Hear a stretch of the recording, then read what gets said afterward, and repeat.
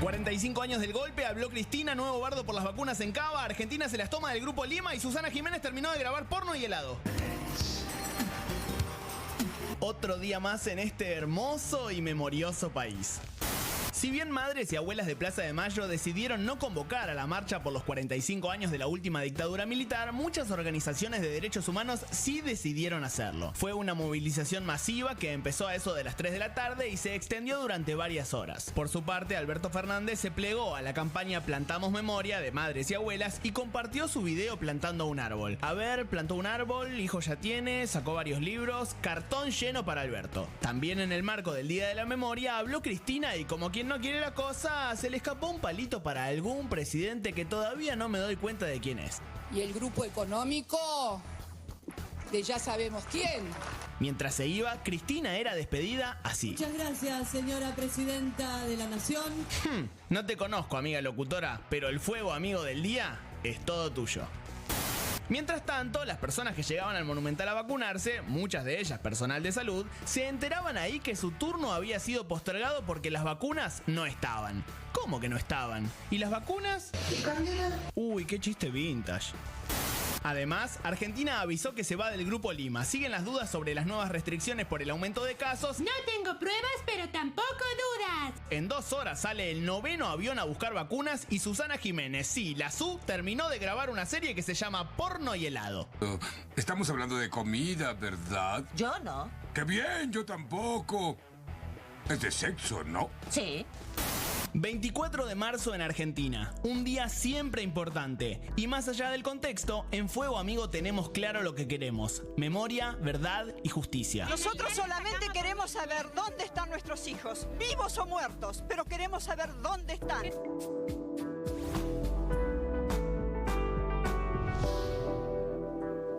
Muy buenas noches a todas, a todos. Muchos temas hoy hay acá en Fuego Amigo, invitados, informes.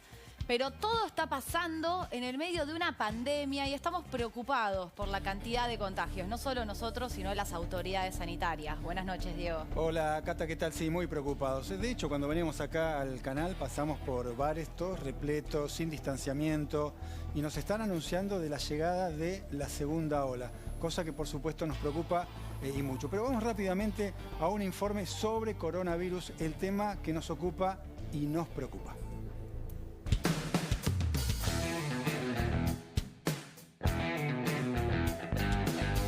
Argentina vive horas claves por el aumento de casos de coronavirus. Caen las hojas sobre el agua.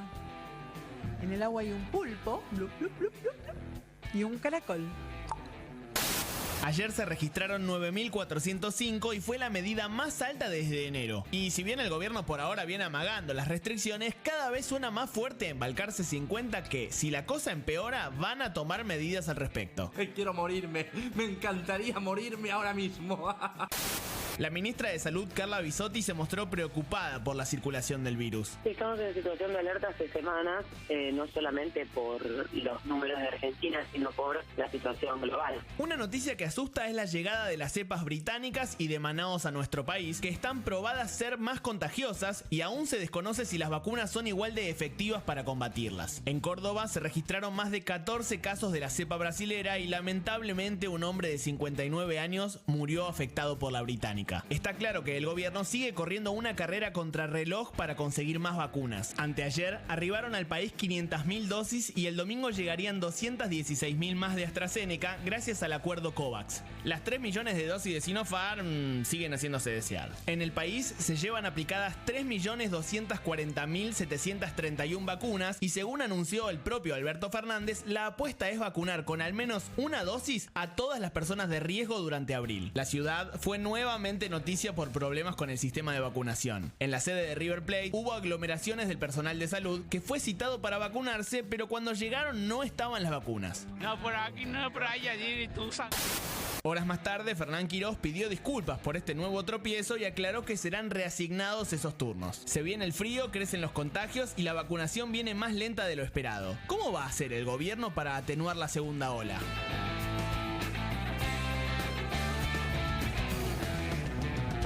¿Qué pregunta, ¿no, Diego? ¿Qué va a hacer el gobierno? Porque las vacunas todavía son insuficientes las que hay. Ya se viene el invierno. Sí, y hay problemas además con las vacunas. Esto lo vimos en el día de hoy en River Plate, donde hay gente que tuvo que dar la vuelta y no la vuelta olímpica. Pablo, ¿cómo estás? Buen día. ¿Qué tal? Buenas noches. Buenas noches. Buenas noches, buenas noches. Yo sigo se entendió perfecto.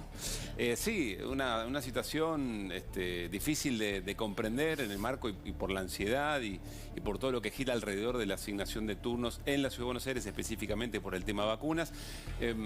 Hombres y mujeres que habían recibido una notificación, incluso la noche previa, una confirmación de que tenían que presentarse para vacunarse.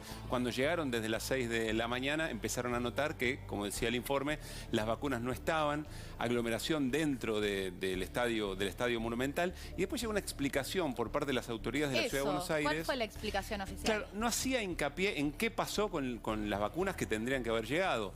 La excusa fue, o la explicación fue, que no había funcionado la cancelación de los turnos por correo electrónico, por WhatsApp o los sistemas que efectivamente tiene de mensajería electrónica el gobierno de la Ciudad de Buenos Aires, y el compromiso, pedido de disculpas previo, otra vez, el compromiso de que se iban a reasignar los turnos. Pero ¿por qué no estaban las vacunas? No sabemos.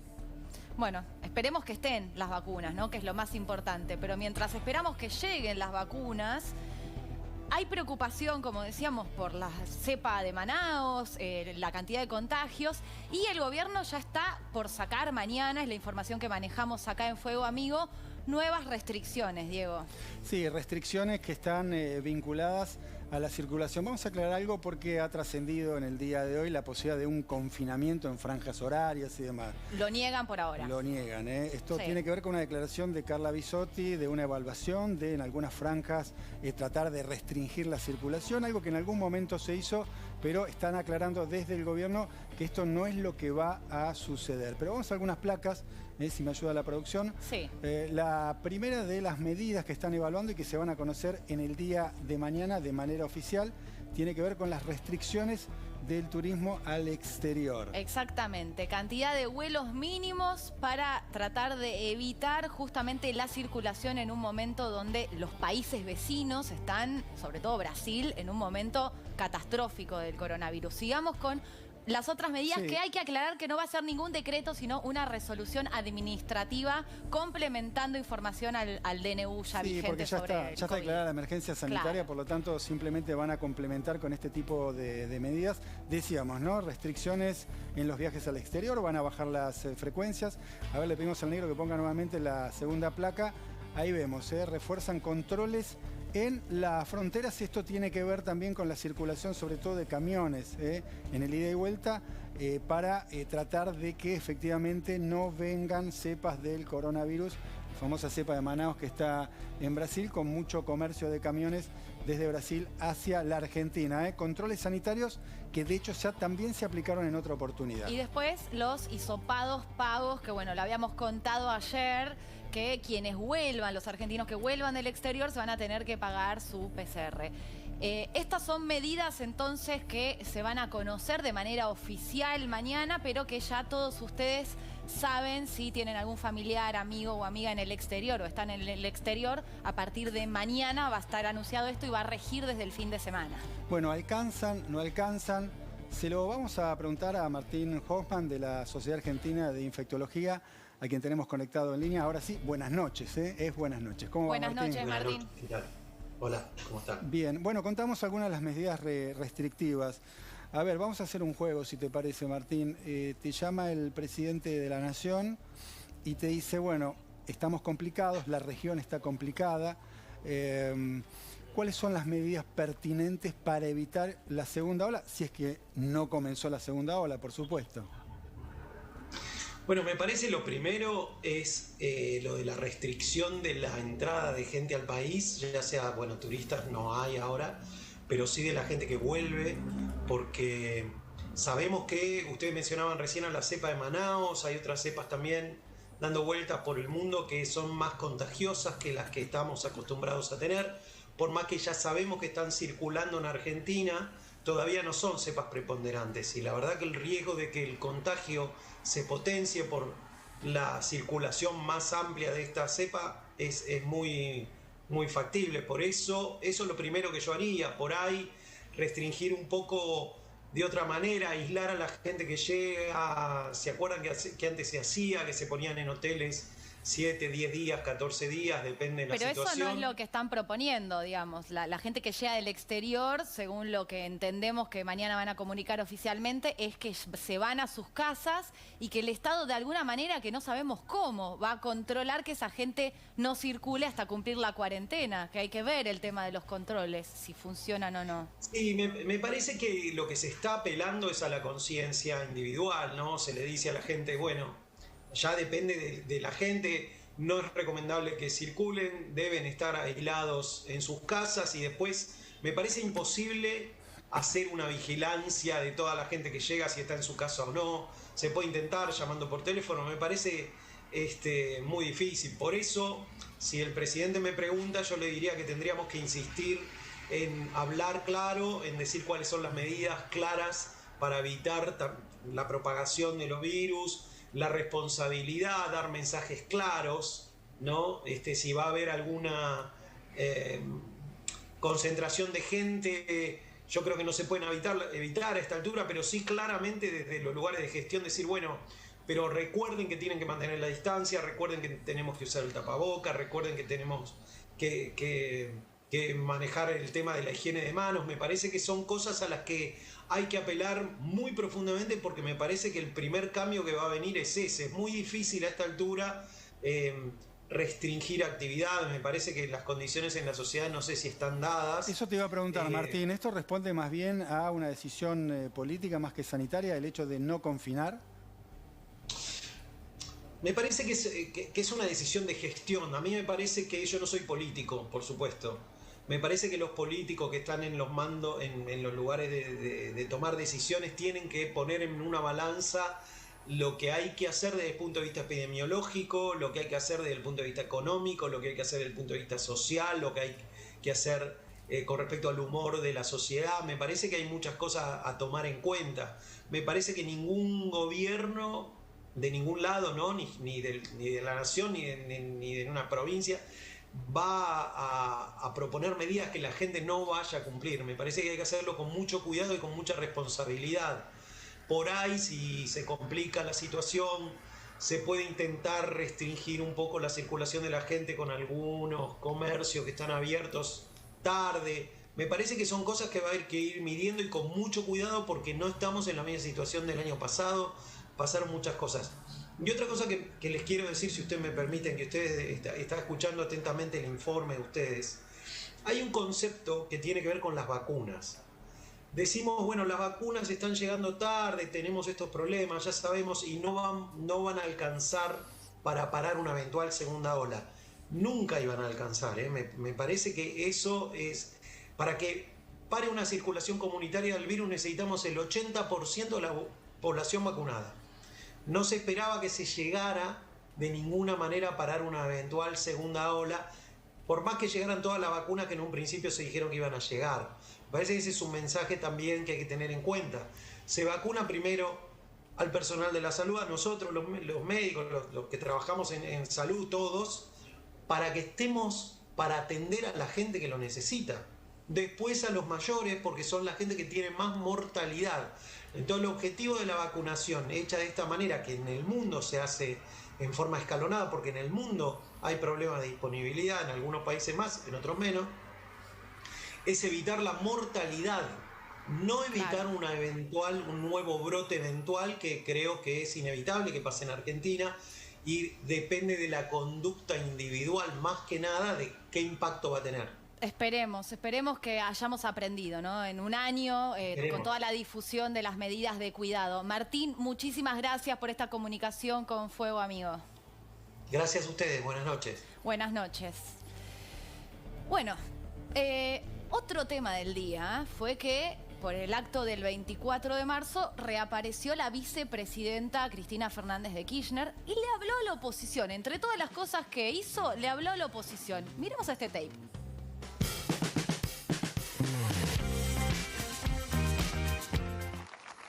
Deberíamos hacer todos un esfuercito, sobre todo aquellos que tienen responsabilidades institucionales, sean del oficialismo o de la oposición. Es más, si fueran de la oposición, que son los que contrajeron todo el endeudamiento del préstamo del Fondo Monetario Internacional, son los que más deberían colaborar, insistir para que nos den mayor plazo y mucha menor tasa de interés que la que el fondo quiere aplicarle a la reestructuración que otros contrajeron y que todos sabemos, todos y todas, que en los plazos y con las tasas que se pretenden, no solamente es inaceptable, que podría ser una actitud subjetiva. Bueno, no lo acepto, no es un problema de subjetividades, es un problema de que no podemos pagar porque no tenemos la plata para pagarlo.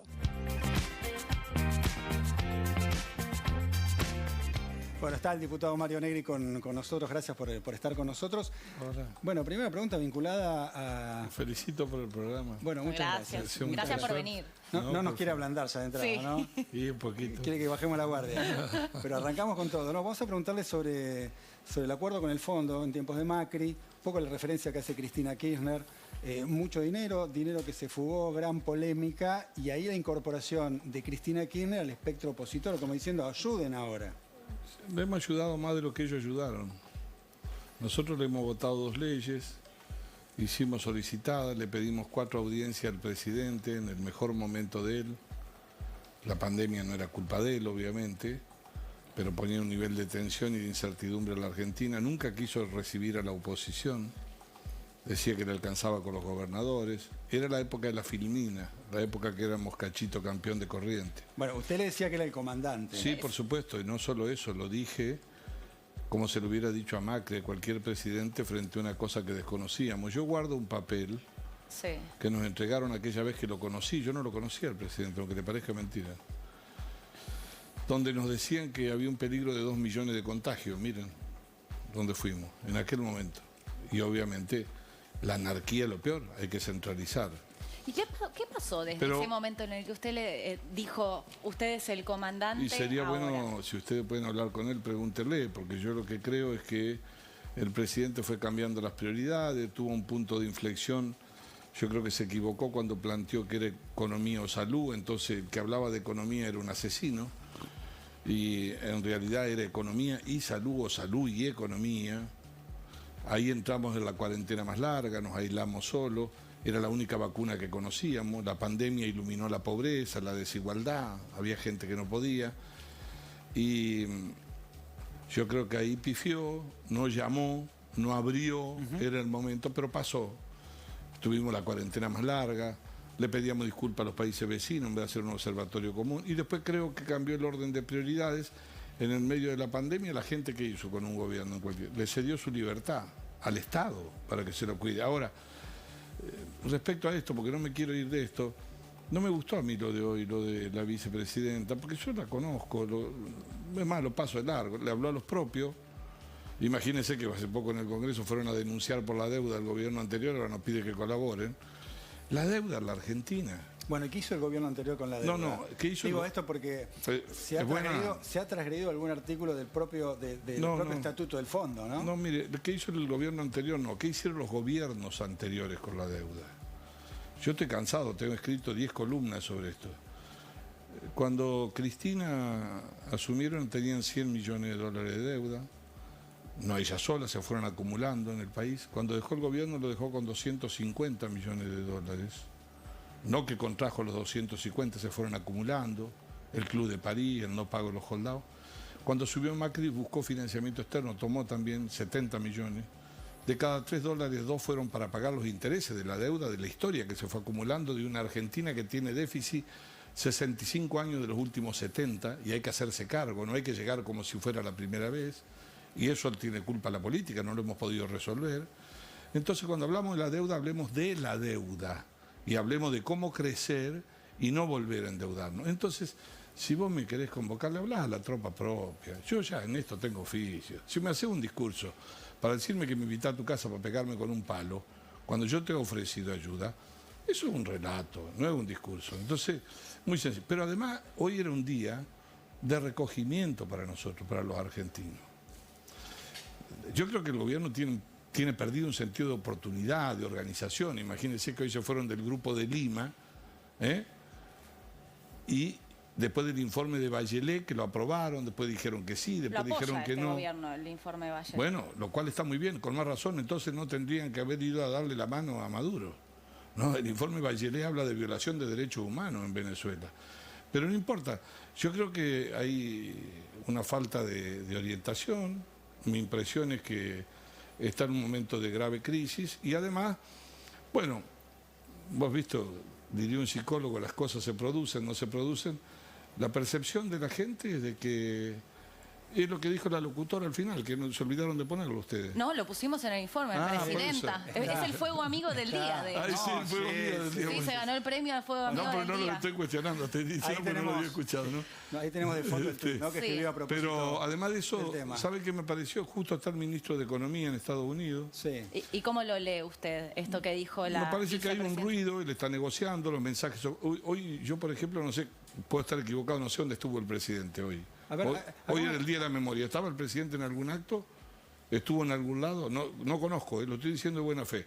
Sí, estuvo plantando un árbol, que fue un poco la consigna y la propuesta de la jornada. Perfecto, no sabía por eso. Pero lo que quiero decir es que mientras el ministro decía que vamos adelante en la negociación, la vicepresidenta dice que no hay que pagar y él estaba plantando un árbol. Falta escribir un libro. Hagamos un punto aparte porque a propósito de ese tema Elizabeth tiene material, ¿no? ¿Qué pasó con Guzmán? ¿Qué pasó con la declaración de Cristina Kirchner? No, lo que pasó es que después, hasta el mediodía de hoy y después de la gestión en algún término exitosa de ayer de Guzmán, de hecho se confirmó la ampliación del DEC del fondo y van a llegar 4.350 millones a la Argentina, que le va a permitir recomponer las reservas.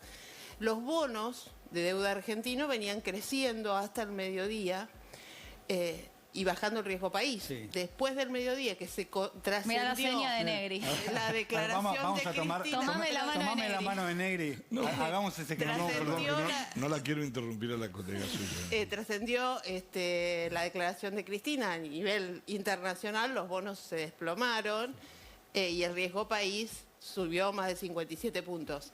Ahora yo le pregunto... Apenas habló Cristina. Al ratito que habló Cristina. Primero se produjo la decisión de la salida del Grupo de Lima, después se produjo la declaración de Cristina que dijo es un problema de que no podemos pagar porque no tenemos plata. Bien. No es subjetivo, dijo. Fuera de contexto. Bueno, o recortada. No, porque no es no, pero es importante. Porque se basa la reacción en el marco de mercados especulativos, de expectativas y demás. Lo que la vicepresidenta dice, a mi modesto modo de ver, es coincidente con la estrategia del ministro de Economía. Lo que se pide es un plazo más largo y una reducción de la tasa. Porque si eso no ocurre, Argentina no puede pagar. En realidad, podría pagar, pero si efectivamente ajusta a un sector de la población que es... un título recortado sobre una frase mucho más larga y que cambia el significado. A ver, no maten al mensajero. Yo no soy bonista y no compro bonos ni negocio bonos a nivel internacional. Estoy contando... Es información. Elizabeth trae información. Un hecho objetivo. Le pregunto a Negri. Lo que dice ella. Sí, eso es Le pregunto a Negri, ¿esto es fuego amigo? No sé, no quiero meterme demasiado. Tienen adentro para que se meta uno de afuera, pero la verdad que la percepción de afuera es que como mínimo hay una gran desorganización en el gobierno, que no ha establecido el orden de prioridades, pero es una percepción de todo, no es un problema de la política, y además una cuestión que es muy sencilla. Estas corajeadas, que son tipo asamblea universitaria, son buenas, porque vos sabés, no fue un éxito de Guzmán. Decidió el fondo aumentar, el fondo de asistencia social, como tenemos nosotros un 0,6%, nos tocan de arriba unos miles de millones de dólares por ser socio del fondo al que odiamos, y con eso vamos a pagar lo que teníamos que pagar. Y además de eso, después de pelearlo tanto a los gringos y odiarlo, la soja casi llega a 550, con lo cual el gobierno está flotando, con lo que va a agarrar con retenciones para llegar a fin de año. Hizo las responsabilidades de todo el mundo sobre el tema de la deuda. Pero nos podemos detener en tiempos de Macri, que el radicalismo fue socio. Sí, no es un problema de socio. Nosotros hemos compartido un gobierno. Una coalición. No me gusta la palabra socio. ¿Estuvieron de acuerdo con el préstamo que han pedido al fondo millonario? No fue un problema. La Argentina no tenía ninguna otra opción, porque no había financiamiento. Porque ustedes recuerden ¿Pero la opción era la fuga de capitales también? ¿Usted quiere ver una película o quiere que entremos al intervalo? No, Si la película ya la contó. Yo me quería detener en el periodo de Mauricio Macri. No conté. Le voy a contar el primer acto. El primer acto es que cuando asumió Mauricio Macri, en este país estábamos con un déficit del 8%, no había reserva en el Banco Central, había cepo, había que pagar el discurso progresista de no pagarle a los holdados, obviamente, ¿no es cierto? Se le debía al Club de París más de 10.000 millones, ¿no es cierto? Y además había que pagar los intereses. Esto no quiere decir que no se haya endeudado, que haya acertado Macri. Lo que hay que poner los números, hay que leerlo a las planillas. Esto no es un problema ni de Cristina, ni de Mario, ni suyo. Es muy sencillo. Aumentó 70.000 millones de dólares, de los cuales $2 de cada 3 se fueron pagando intereses de deuda que no era solo de Cristina, de una Argentina que no crece hace 12, 13 años, de una Argentina que cree que podemos vivir gastando más de lo que tenemos. De todos los gobiernos, y por algo nosotros también perdimos la elección, porque no hemos podido satisfacer eso. Pese a que ese préstamo, un segundo. Pero escúcheme, ¿qué es la para la fuga? elección, ¿no? ¿Qué es la fuga? ¿Sabe? Si usted le quiere llamar la fuga, es la gente cree. Le han hecho un relato que la gente se lleva la plata acá. No. Es el movimiento de lo que sale, que fue el doble durante la época de Cristina. ¿Sabe cuánto quedó de reserva en el 2015? Nada. Menos 2.000 millones habían quedado. Entonces, ¿queremos discutir de eso? Busquen los números, organicen un debate y muéstrenlo. Pero no se puede sostener sobre un relato. Lo que hay que discutir es si el país hacia adelante se va a poder sostener solamente con emisión. Fíjense que acaba de decir la vicepresidenta, el problema, la tasa. ¿Sabe cuánto? ¿Se acuerdan que dijo el presidente en la campaña? Con la LELIC le voy a pagar a los jubilados. ¿Sabe cuánto es de LELIC? El doble de Macri. 3 billones lleva de LELIC. ¿Sabe cuánto es la tasa que están pagando? 18% con los bonos. Entonces, es muy simple, cualquier economista lo sabe. Tipo de cambio atrasado, vamos a ver los subsidios, quiso bajar la emisión un poco el ministro, no le permitieron, no puede. Y la verdad es que usted fíjese que la inflación, lo que trepan son los alimentos, del presupuesto con el que Guzmán, yo no tengo nada en contra de él, es más, lo respeto, creo que como un tipo joven que está haciendo la residencia como ministro le tocó el peor hospital del mundo, pero dijo que íbamos a tener una inflación del 29%. Vamos a terminar, ojalá que no sea así redondeando el 50%. ¿no? Bien.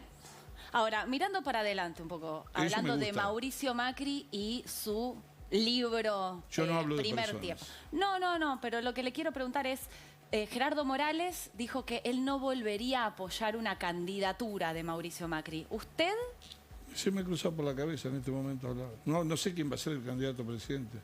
¿Qué puede ser importante para un argentino que yo diga que Macri puede o no puede ser? Si lo que tienen que decir son los argentinos. Bueno, pero Morales dio un paso más que usted, que dijo que Macri no hizo cosas bien y que no era el mejor equipo de los últimos 50 años. Hizo una autocrítica, igual que Vidal, por ejemplo. Y nosotros hemos hecho una autocrítica. ¿Sabe todo lo que he hecho yo? ¿Sabe qué dije en el 2017? A ver. Cuando todos miraban para el costado. ¿Qué dijo? Dije en Olivo yo, que había que hacer un servi en Junto por el Cambio, y habíamos ganado la elección, y que había que tener un salto cualitativo, pero eso no me hace a mí más importante que otro. Yo era presidente de un interbloque que era de minoría, y cuando uno hace política en serio, cuando las papas queman, no raja. Tiene que hacer política en serio. El gobierno tuvo errores y sobreestimó la inflación. No le quepa ninguna duda. ¿A usted cree que el gobierno de Cristina era cachito campeón de corriente? Que la Argentina venía volando por los aires y que Macri en 4 años la tiró debajo. Si nosotros pensamos la Argentina así, si no la pensamos como un proceso histórico, si no la pensamos con error y con acierto, y cada uno que llega cree que es la primera vez que viene, vamos mal. Porque acá no se trata de ganar la elección, se trata de gobernar. Mario, déjeme que Pablo quiera hacer una pregunta. Sí, Mario, hoy es un día muy importante, usted lo mencionaba, y además para la Unión Cívica Radical muy emblemático, ¿no es cierto?, por todo lo que significó el gobierno de Raúl Alfonsín en la transición hacia la democracia. Y para los que tuvimos presos también. Quiero hacerle esta pregunta, y tiene que ver con la película y con los modelos que usted también está mencionando. ¿Usted reconoce, hoy me parece que casi no hay dudas, de que la principal función del terrorismo de Estado fue la implementación de un modelo económico con determinadas características, por sobre todas las cosas de regular y quitar la injerencia del Estado? ¿Usted reconoce que el modelo de Juntos por el Cambio en los 4 años de gobierno fue similar? ¿Es la misma matriz que el gobierno de la dictadura cívico-militar? Me parece que... Yo supongo que me estarás haciendo una broma. No, para nada. ¿Por qué? No, bueno, entonces te pido disculpas, no te voy a responder. Porque es lo mismo que yo dijera de Cristina Fernández de Kirchner cuando decía que Clarín se secuestraba los goles. Hay que tener sentido de la ubicación y en el momento cuando se opina. Le aclaro en nombre de la libertad, de ninguna manera, el respeto del mundo. De ninguna manera. Porque lo único que falta es que digan que el gobierno anterior fue una dictadura. Mario, de ninguna a tu manera. edad, me parece que lo mínimo que tenés que tener, lo mínimo, yo te respeto, lo mínimo que tenés que tener es un grado de sentido común de la realidad. Vuelvo. Si no está Argentina, vuelve para atrás. Si no, vas a ser como algunos defensores de los derechos humanos, a quien he respetado mucho, que creen que a Macri es el que le prendió fuego a la gente y cuando miran para el lado de Formosa aplauden. Entonces no, la Argentina sí no va a salir. Y me extraña que un tipo joven como vos, periodista, a quien yo respeto mucho, te animes a hacer... Es como que si yo dijera, después de escuchar a Cristina Fernández de Kirchner hoy, de que fue la dictadura. Vuelvo, Mario. Por favor. Vuelvo, Mario, y le digo. Por eso le hablé de matriz económica. ¿Pero qué y matriz económica? De No hay que ninguna manera mi pregunta incluía algún tipo de duda respecto a la legitimidad democrática del gobierno de Mauricio Macri. Dicho esto... Ni económicamente tampoco, nada que ver. Pero déjeme decir, desregulación financiera, es decir, eliminación de los controles de cambio, eliminación de los controles de precios, eliminación de las retenciones, liberar las importaciones, desregular las tarifas y eliminar distintos tipos de subsidios. Eso es lo que Martínez de Oz dijo en 1980 cuando hizo una revisión del plan económico. ¿Dónde venden los libritos eso? Decime que voy y compro. No es un ¿Sabes libro. por qué te digo? Porque de regular la tarifa, que fue un problema de velocidad, que el gobierno lo pagó caro, y fue una de mis críticas que tuve, pero había que desregular 120 mil millones de dólares de subsidio en las tarifas, de las cuales se las dieron ustedes en nombre progresista a los que vivían en Barrio Norte. A los que vivían en los country. ¿Y porque vos defendés eso? No, yo estoy haciendo una pregunta sobre la matriz que yo económica. Yo te he escuchado decir eso. Bueno, pero yo no soy ni el gobierno ni nada que se le parezca. Ni el gobierno necesita que yo lo defienda. No, pero soy una persona que opina y yo te respeto tu opinión. Pero te quiero decir que cuando vos decís y enmarcás así, como un modelo económico, había que salir del subsidio. No había 120 mil millones de dólares para bancarse las tarifas y vivir para arriba. Entonces, había un problema. El gobierno pagó un precio, sí. En mi criterio tuvo una velocidad para salir de las tarifas que tal vez no era correspondido con lo que la gente podía pagar. Ahora, te digo, y pienso, y lo digo de buena fe, guarda con la bomba que se está construyendo de nuevo. Guarda con las tarifas, porque ya vino un barco acá, gasífero de nuevo, hace poco que se tuvo que volver. Guarda, porque también en esa época, por mantener esa política, nosotros perdimos nuestro abastecimiento energético por primera vez después de 35 años en la Argentina. ¿Pero qué está ¿O nos diciendo? olvidamos nosotros? ¿Qué está diciendo? ¿Que está en peligro el abastecimiento energético? Sí, por supuesto que sí, sí. ¿Por qué? ¿Sabe por qué no estuvo en peligro tanto? Por la recesión que tuvimos. Porque caímos el 10%. El promedio en el mundo, y esto no hay que enojarse, el promedio en el mundo de la caída de la economía ha sido del 3,5 en el 2020. Brasil cayó el 4 y pico. Nosotros el 10. Póngale las comillas que quiera. La situación económica, la pandemia, no quiero discutir eso. Cayó el 10%. 10% del PBI. ¿Sabe cuánto es eso? Es el valor de 5 empresas como Mercado Libre. 5 empresas es el PBI que cayó en la Argentina, que vamos a remontar ahora, pero guarda con que salgan a aplaudir y decir que crecimos, estamos rebotando y ojalá que nos vaya mejor. Pero lo que no se puede hacer es negar la realidad, no podemos ser ciegos. Y hablando de negar la realidad, usted recién hablaba de los que miran para el costado en materias de derechos humanos con lo que pasa en Formosa. Usted estuvo en Formosa, ¿qué vio? Yo quisiera que algún periodista, o periodistas, ustedes, alguien, olvídense de la política. Vaya como una hormiga a Formosa. Yo fui y no pude ejercer mi trabajo Por eso como periodista. No, lo que te iba a comentar es esto, lo que yo pienso, una ilusión que tengo. Que alguien, que se olvide de lo político, que escriba historias de vida. Historias de vida de Formosa.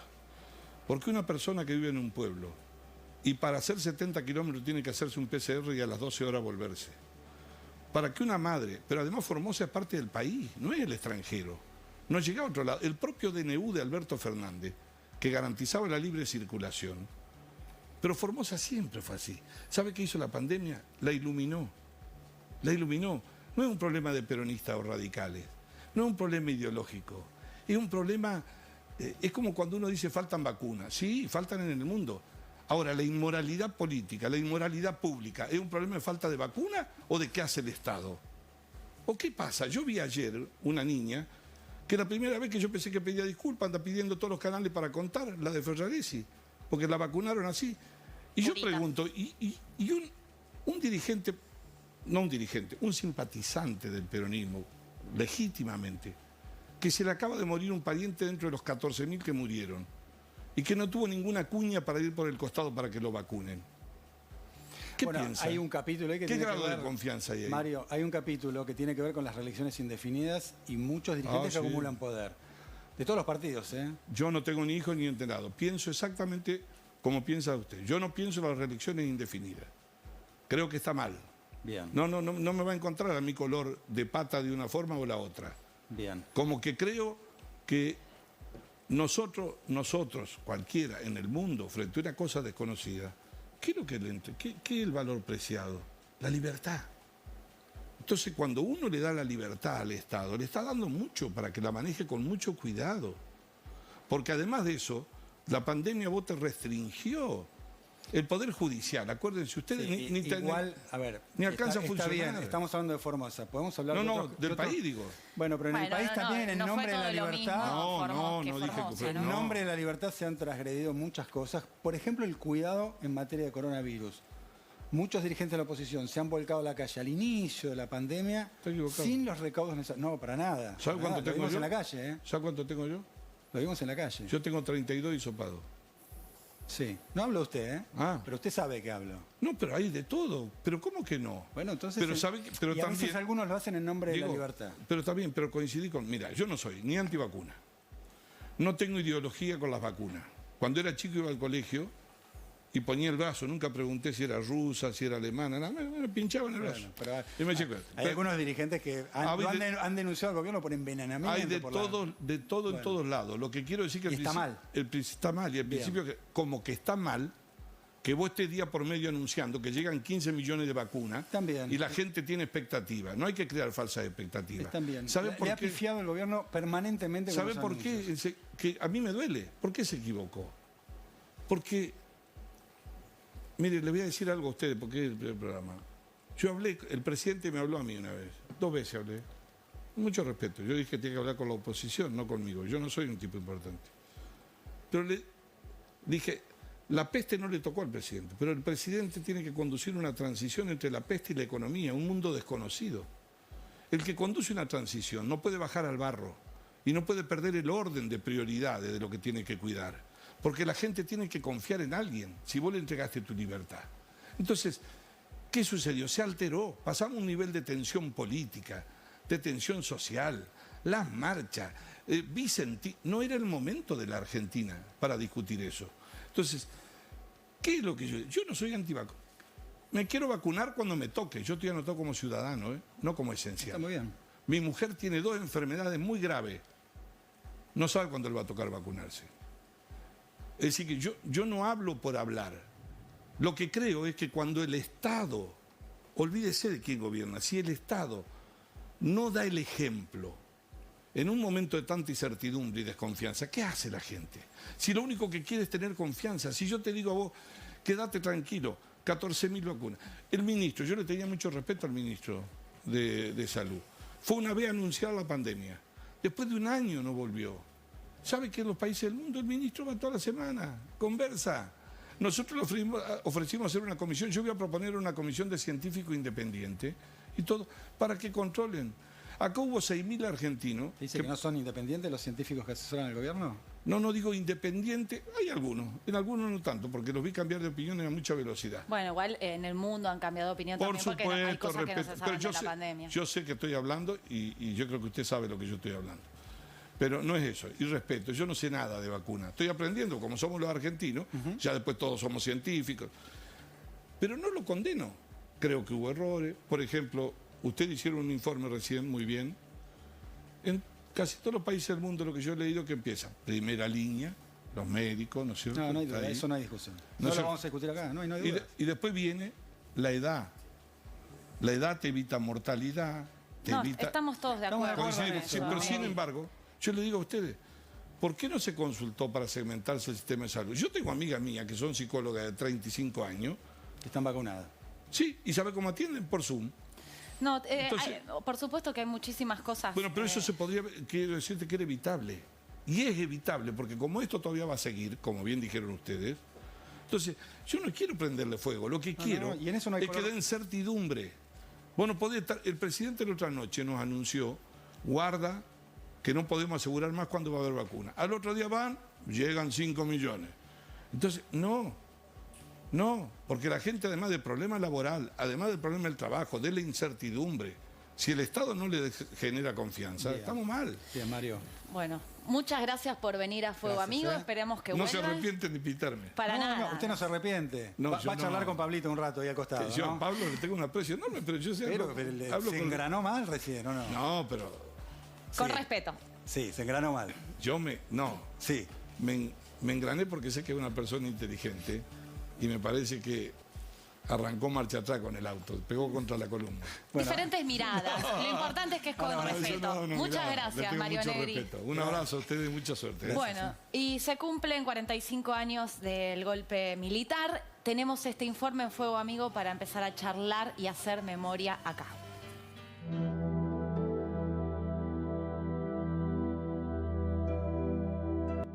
Hoy, 24 de marzo, se cumplen 45 años de aquel 24 de marzo del 76 en el que empezaba la dictadura militar más terrible y despiadada que sufrimos como país. Y aunque en algunos puntos del país sí hubo marchas, como la del encuentro Memoria, Verdad y Justicia, por la pandemia del coronavirus fue el segundo día de la memoria consecutivo en el que no pudimos salir a la calle como corresponde, juntos y abrazando a las madres y abuelas de Plaza de Mayo. Al igual que el año pasado en el que la conmemoración se hizo poniendo pañuelos blancos en las puertas de las casas, madres y abuelas de Plaza de Mayo y las principales organizaciones de derechos humanos decidieron no marchar masivamente este 24 de marzo. En cambio, lanzaron la campaña Plantamos Memoria. Sí, por eso lo viste a Alberto con una pala plantando un jacarandá en la ex ESMA. En esta campaña se proponen junto al gobierno nacional plantar 30.000 árboles en todas las zonas protegidas del país. Pero, ¿es importante la imagen del Alberto jardinero? Bueno, aunque el Estado Nacional debe demostrar su preocupación por los derechos humanos a través de políticas públicas, sí, es importante. Porque en los últimos años, la postura de cada gobierno frente a qué hacer el 24 de marzo terminó siendo un indicador de cómo trataría la temática de derechos humanos durante la gestión. Y para ver esto podemos viajar desde el 24 de marzo de 2004, con Néstor Kirchner bajando los cuadros de la ex ESMA, al 2017, el año en el que Macri quiso convertir la fecha en un feriado turístico. Durante los 4 años de macrismo, la voz oficial del gobierno empezó a acercarse a los discursos negacionistas o a quienes sostienen la llamada teoría de los dos demonios. En la Argentina no hubo 30.000 desaparecidos.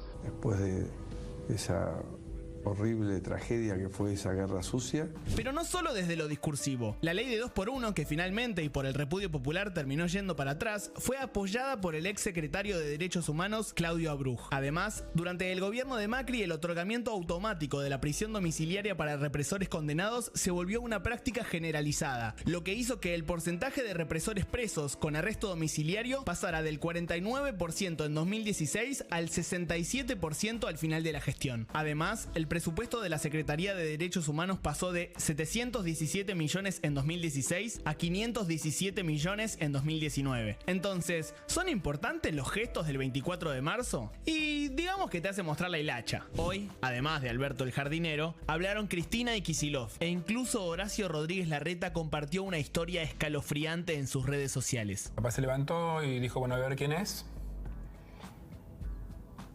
Y no volvió. Durante las últimas décadas quedó muy claro que la defensa de los derechos humanos no puede ser solo una conmemoración del pasado. Los derechos humanos se violan o se respetan. No hay término medio. Yo soy o blanco o negro. Gris no voy a ser en mi vida. Este 24 de marzo no pudimos marchar junto a las madres y las abuelas, pero el reclamo por memoria, verdad y justicia sigue siendo el mismo.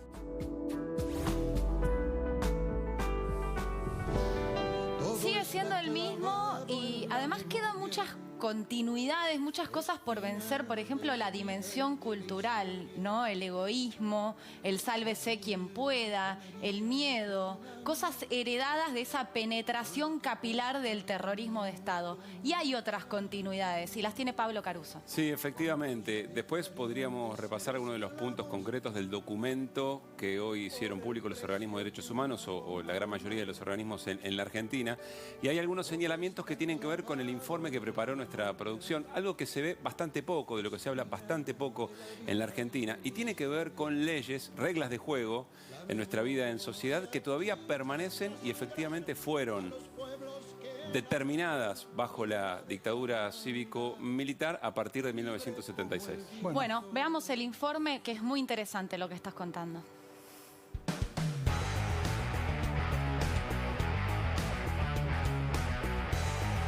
En tiempos en los que está de moda gritar a los cuatro vientos las herencias recibidas, hay un legado del que poco y nada se habla: las leyes de la dictadura. De las más de 4.500 normas que tenemos vigentes en nuestro país, tenemos 156 leyes y 261 tratados que germinaron en la dictadura más sangrienta de nuestra historia. Hay para todos los gustos, o disgustos. No, God, please, no, no. Pero, ¿cómo es que tenemos leyes del gobierno de facto si el Congreso no funcionaba? Bueno, no es tan así. Los militares mandaron a crear la CAL, Comisión de Asesoramiento Legislativo, que con sede en el Senado funcionó a todo ritmo entre 1976 y 1983. No podemos repasar las 417 normas, pero con poner el ojo en alguna vamos a entender que vivimos atados a leyes militares. En su idea de refundar el país, los militares, con Martínez de Hoz como cabeza económica, buscaron darle sustento legislativo a su modelo ultraliberal. Y acá tenemos dos claros ejemplos: la ley de entidades financieras, que desreguló por completo el sector y los bancos centraron sus ganancias en créditos para el consumo, aranceles y comisiones para todos y todas, Lincaja, y por otro lado promulgaron la ley de inversiones extranjeras, en donde les abrieron las puertas y le pusieron alfombra roja a empresas internacionales, entregando capital nacional y sin obligarlos a reinvertir en el país. Lo mío es tuyo y lo tuyo es tuyo. Iglesia y Estado, asunto bien pegado. Sueldos altos para los arzobispos y obispos y jubilación vitalicia para sacerdotes con solo 5 años de servicio fueron algunos de los regalitos a la intachable Iglesia argentina. Nadie fue cómplice gratis. La policía escuchó leyes y privilegios y no se quiso quedar afuera. Videla le firmó la ley para el personal policial. Con esto la policía pasó a limpiar sus trapitos puertas adentro y no en la justicia ordinaria. Además, autorizó a que los policías puedan portar sus armas fuera de servicio. El resultado: 3 de cada 4 muertes en intervenciones policiales se dan en estas condiciones. Y por último llegamos al régimen penal de minoridad, que establece la pena de imputabilidad penal para la franja de jóvenes de 16 a 18 años. Más de un político actual escucha esto y se frota las manos. Bingo, how fun. El debate de algunos especialistas legislativos es que si las 156 leyes y 261 tratados fueron aprobados por una comisión que no tenía representatividad del pueblo, ¿no deberían ser revisadas? Muy buen trabajo de la producción, resaltando esto que, insisto, se comenta poco, no es parte de la agenda de debate democrático y legislativo en la Argentina, y un señalamiento más allá del documento, más allá de las reivindicaciones permanentes por memoria, verdad y justicia históricas de los organismos. Hay un claro indicador respecto de la continuidad en términos de matriz económica. Esa fue la consulta a Mario Negri. De ninguna manera confundir lo que es un gobierno de origen democrático y un gobierno dictatorial. Pero en esto que acabamos de ver se manifiesta también esa continuidad. Bien, reiteramos entonces, memoria, verdad y justicia. Pequeño corte y ya venimos.